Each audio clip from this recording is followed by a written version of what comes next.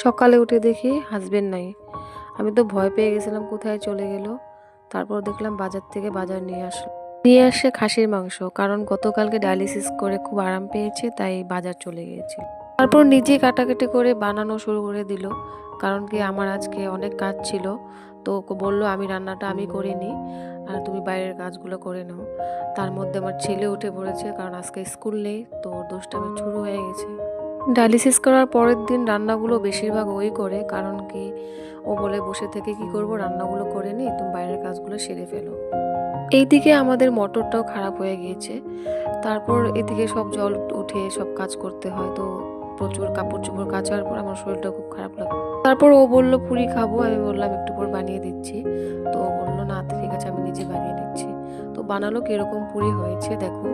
পুরিটা খাবার পর পর আমি একটু মালিশ করে দিলাম। মা রাত্রে একটু চ্যানেলটিকে ফলো করে দিন আর শেয়ার